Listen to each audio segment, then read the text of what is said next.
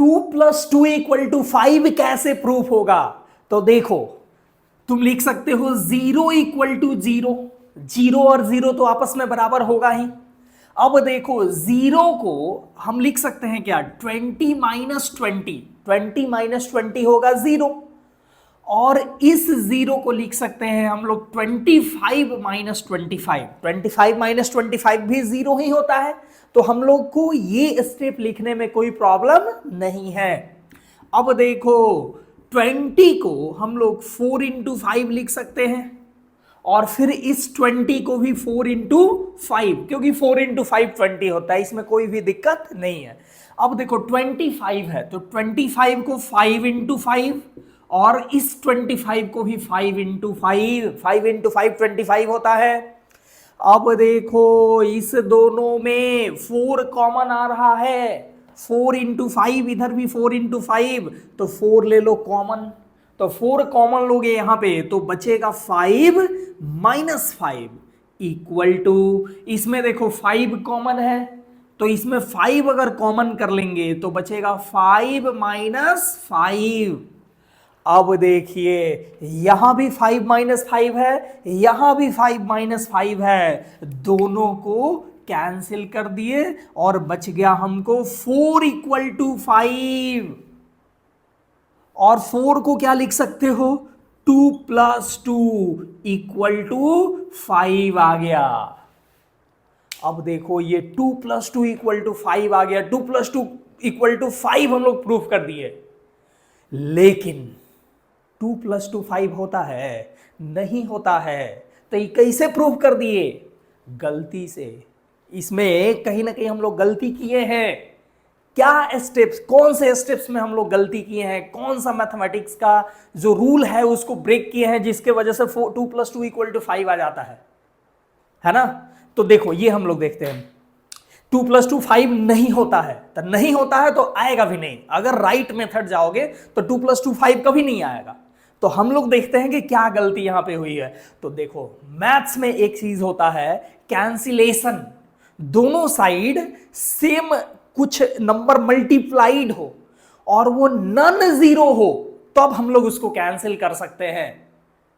दोनों साइड जैसे मान लो यहां पे x इंटू समथिंग, मान लो x × 5 है ना, और इधर है y × 5, तो देखो यहां पे दोनों साइड 5 मल्टीप्लाई है, तो हम लोग 5 को कैंसिल कर सकते हैं।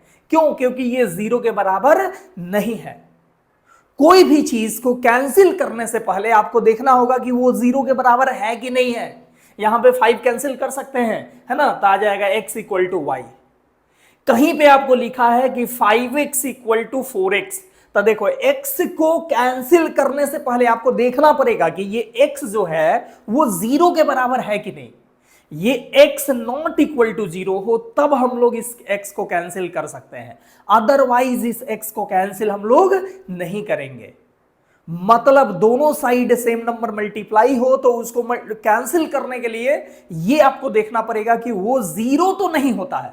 0 हो जाएगा तो वो कैंसिल नहीं कर सकते हो। अब देखो इसमें हम लोग 5 - 5 को 5 - 5, 5 - 5 होता है 0, 5 - 5 भी होता है 0। ये 0 है, ये 0 है, हम लोग कैंसिल कर दिए। यही से, जहां से रेड मार्कर यूज किया है ना, यही से गलती होना शुरू हुआ है। यहां से मतलब 0 = 0 लिख सकते हो, ये स्टेप बिल्कुल सही है, ये भी स्टेप बिल्कुल सही है। मतलब 20 - 20 0 होता है, 25 - 25 0 होता है, इसमें कोई गलती नहीं है। ये यहां से ये आया है, ये भी सही है, यहां से ये आया है, ये भी सही है। लेकिन जैसे ये 0 को कैंसिल किए, 5 - 5 0 होता है, तो 0 को कैंसिल नहीं करना है, 0 को हम लोग कैंसिल कर दिए, जिसके वजह से आ गया 4 = 5। अगर 0 को कैंसिल कर दोगे ना तो पूरा मैथ्स गड़बड़ हो जाएगा, पूरा मैथ्स गड़बड़ हो जाएगा, पढ़ने लिखने का कोई जरूरत ही नहीं पड़ेगा।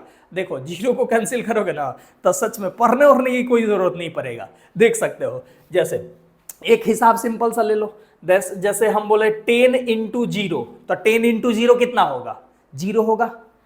और अगर बोले 1 लाख, या और ले लो 1 करोड़, है ना, 1 करोड़ × 0, ये भी कितना होगा? तो ये भी 0 होगा। अब 10 गुने 0 कितना होगा, तो ये भी 0 होगा। दोनों अभी क्या है, बराबर है। अब कोई उठे और इस जीरोवा को कैंसिल कर दे तो बच गया 10 बराबर 1 करोड़, 1 CR, 10 रुपया बराबर 1 करोड़ रुपया। जाओ ये हिसाब अंबानी को समझाओ। अब 10 रुपया दे दो, बोलो 1 करोड़ लाइए, फिर 10 रुपया दो, बोलो 1 करोड़ लाइए। पढ़ने लिखने का कोई जरूरत होगा, ऐसे ही करोड़पति बन जाओगे, है ना। तो ये चीज, ये जीरो को कभी नहीं कैंसिल करना है। जीरो के कैंसिल करोगे खत्म, सारा हिसाब खत्म, सारा मैथ्स बेकार हो जाएगा। तो मैथ्स पढ़ रहे हो तो जीरो को कैंसिल नहीं करना, नहीं तो यही सब गलत सलत रिजल्ट आएगा।